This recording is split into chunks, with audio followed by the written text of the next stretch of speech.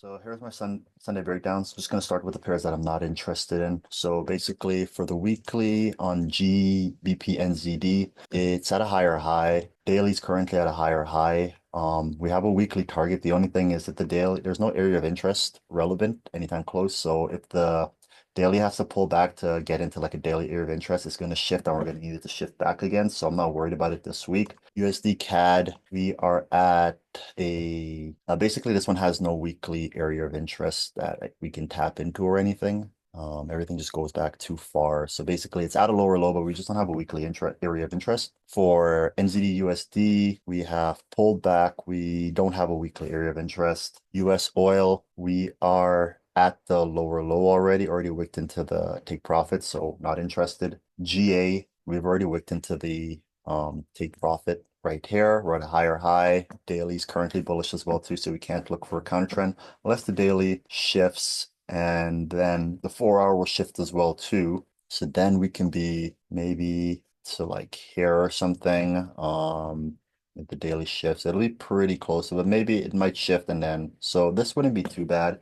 GA, so we'll put this in. This just needs a daily shift of structure. USD PLN, we already wicked into the area of interest on here at a lower low. Daily is not going to shift in order for this to do a counter trend. NJ, we already wicked into the area of interest. We have an indecision candle. We could look for but you know, like if we're looking for a counter trend, price would have to like break or break lower and then break higher. Either way, it's not going to happen this week since it needs to happen on the daily, because it needs a daily shift of structure. AJ, we are already wicked into the area of interest on here. Counter trend, the daily is currently bearish. The daily we need to shift for counter trend. It's not happening. USD MXN just looks disgusting. UK oil, we wicked into the area of interest already. We're at a lower low. If we're trying to do a counter trend would already be at take profits, and this is just ugly. USD HKD, we're at a higher we don't really have a weekly area of interest. I just don't like it. Now, GA, basically, we're at a higher high. Target would be right here, and we've already wicked into it.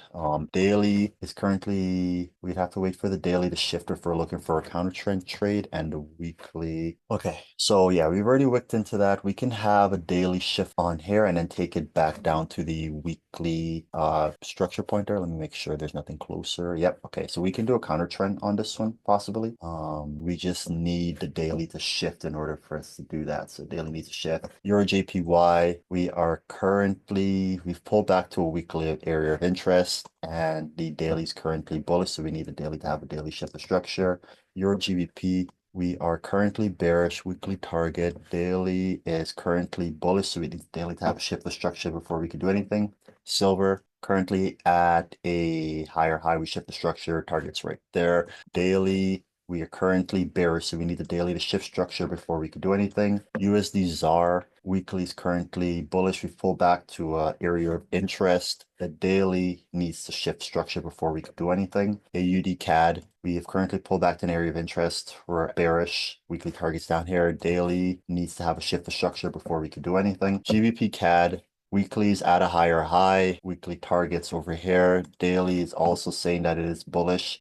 Daily needs to have a proper daily pullback. The only thing is like price is gonna have to pull back deep before it can even have anything. That's fine. USD HUF. Weekly is currently bearish at a lower low. Daily is currently bearish at a lower low. We need a proper daily pullback before we could do anything. USD CZK, bearish at a lower low. Daily also bearish at a lower low. Daily needs to have a proper daily pullback before we could do anything.